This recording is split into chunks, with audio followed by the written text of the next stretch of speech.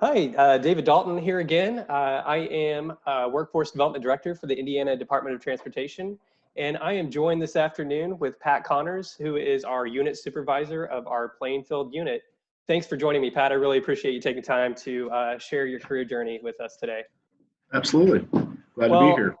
I'm going to go ahead and just get us started. So could you briefly explain and talk a little bit about your career journey, kind of from where you started to where you are now with NDOT?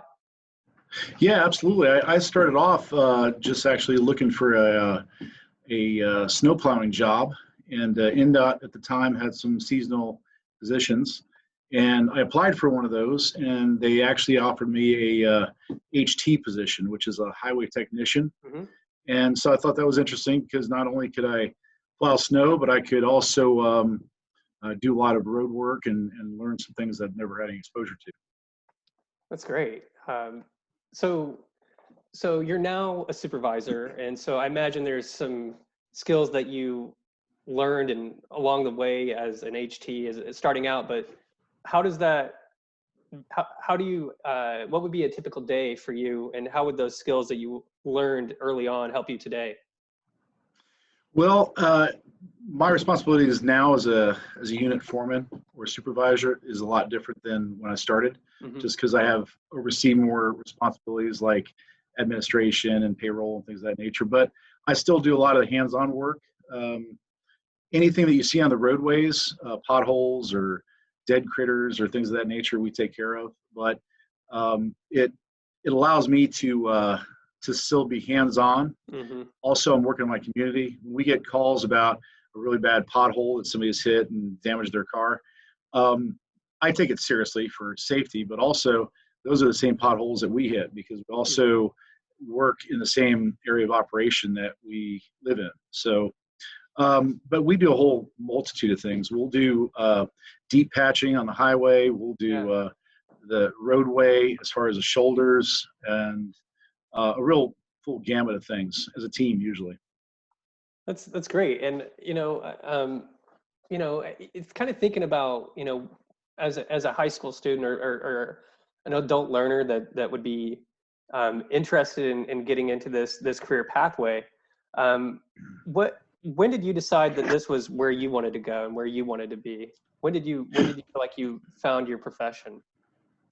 I don't think I found my profession. I think my profession found me, to be honest with you. Mm-hmm. I had a career prior to this for the majority of my adult life. Mm-hmm. And I just needed a change, something different. I'd never had a blue collar job. And I didn't even have an hourly type job since probably college or high school. Yeah. And so basically when I applied for this position, I was just looking for some new things I could learn. It ends up that those things that I'm learning now would have been great through the last 30 years of my life. Yeah. That's interesting. You mentioned kind of your career found you, and I think that's important because a lot of ways we don't really know what we want to do until we find ourselves doing it, and I guess what was your first job while you were in high school? What was one of your first jobs? My very first job was I was 16 years old. My girlfriend's dad got me this job. I was excited at a place called Gordy's Redwood Signs. Uh-huh. And those are those, like when you go to a campsite and things of that nature, there are these kind of cheesy looking redwood signs that'll say like the Connors or, you all come back or Cat's Cave, Man Cave, things of that nature. I used to do the routing of that and then paint them and sell them for like 30 or 40 bucks, which they were worth like $4. So it was a lot of fun though. That's great. I 100% know those signs. Yeah, we all do. So if you could go back in time or talk to your former self and give yourself a piece of advice as you were in that exploration phase, what advice would you give yourself? Well, I would explain to him first that the older you get, the more handsome you'll get, for sure. But I'd probably tell him not to take things so seriously.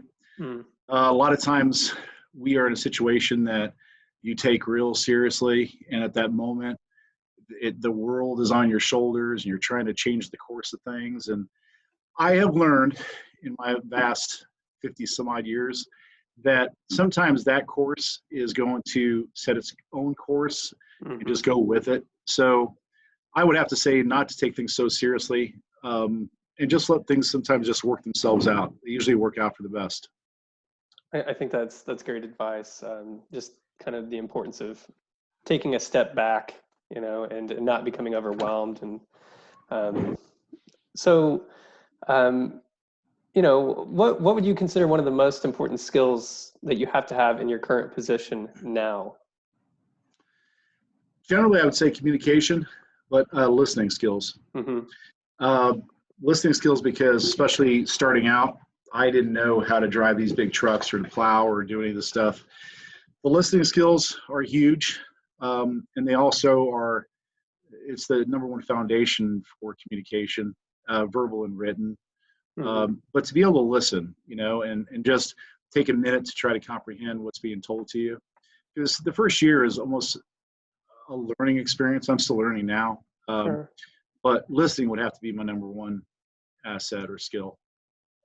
I've heard that a couple times now, and I think that really drives home the importance of having strong communication skills, especially in the line of work that you're in. I mean, there's, when you're out on a site, you have to be aware of your surroundings. You have to have effective communication. So I've heard that a few times. I think you can't say that enough. So we're going to wrap up here in just a moment. Kind of two questions. So why would you recommend someone to go into this line of work, into the highway industry, and specifically, what is it about NDOT that you find rewarding in the work that you do? Well, rewarding would have to be, as I mentioned earlier, you're working on roadways that we all drive. Our loved ones drive, our neighbors drive. So it's really nice. At the end of the day, when I'm coming to work and I see there's potholes, and then me and my crew go out there and fix those potholes.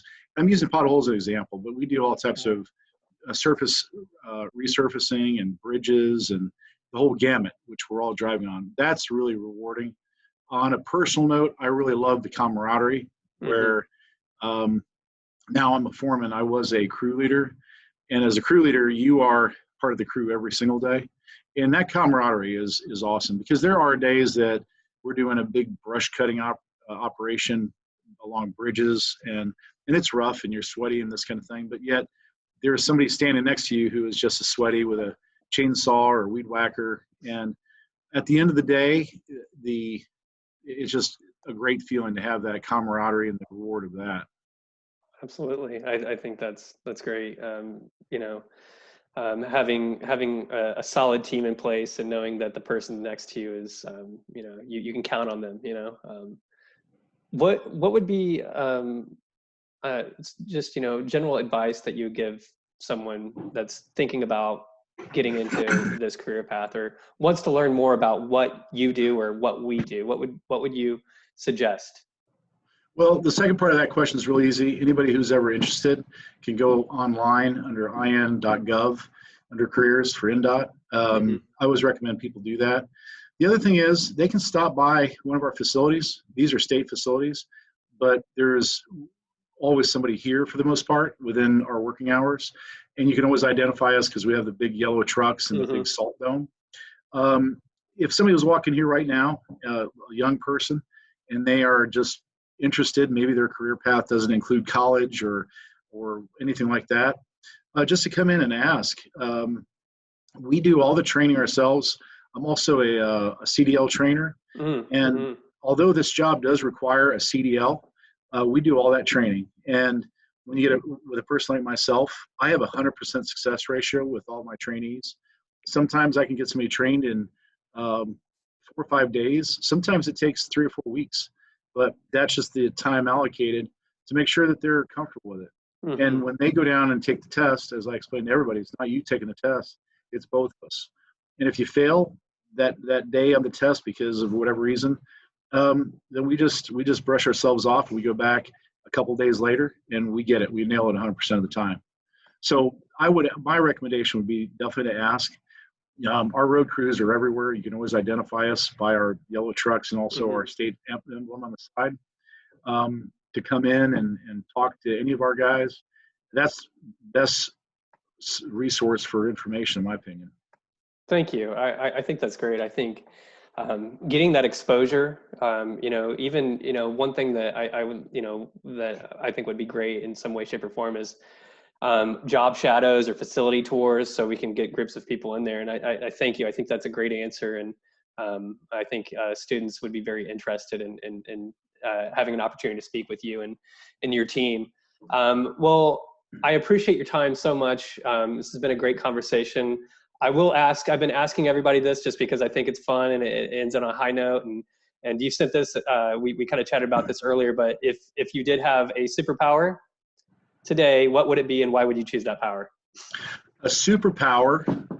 I am a superpower. No, I would say it's a toss-up between being able to replicate myself and a finger-guided death beam that will shoot out my fingers. So when bad drivers come through our work zones, I can like pick them off. But being politically correct, I would say being able to replicate myself.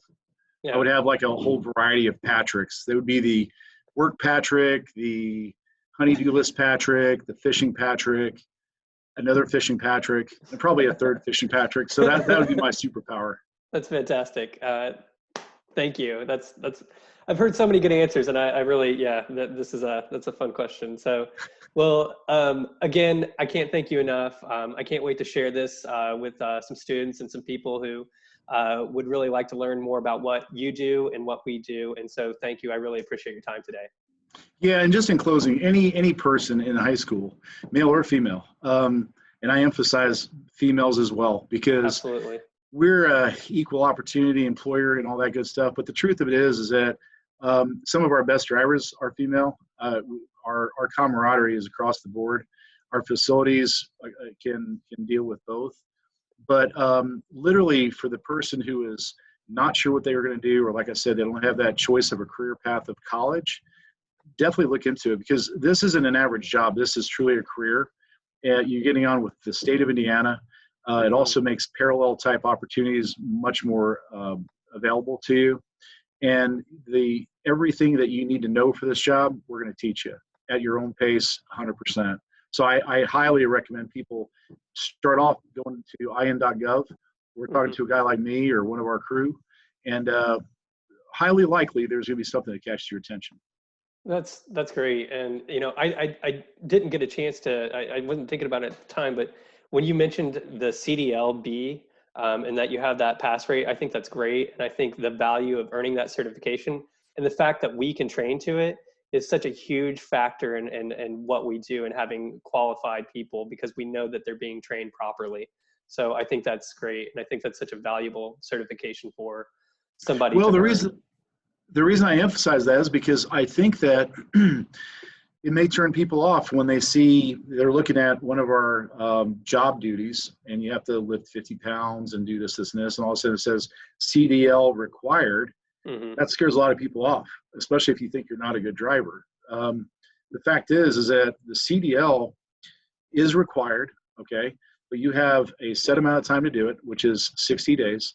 And in that 60 days, we cover everything. We do the pre-trip inspection, cab inspection, 4-point air brake test, and the practical drills, and we go at your own pace. It's not like it's a classroom setting. It's one-on-one, sometimes 2-in-1, and this kind of thing. But so if you can imagine having a course in high school that you really don't like, but yet you're going to have an individual teacher, naturally you're going to do a lot better. And that's what we provide, which is huge. Because I do get concerned. It's my number one question when people find out that I'm a CDL instructor. They always ask, wow, how hard is it? Or I hear this a lot. Oh, I could never do one of that. I could never parallel park a big truck. So the fact is that if that's hindering anybody, I absolutely encourage you to come and talk to me or any of the guys like myself. Well, thank you. Again, great advice. And I appreciate your time today. And I look forward to hopefully speaking again soon. Thanks, David. Thank you. Take care, Pat.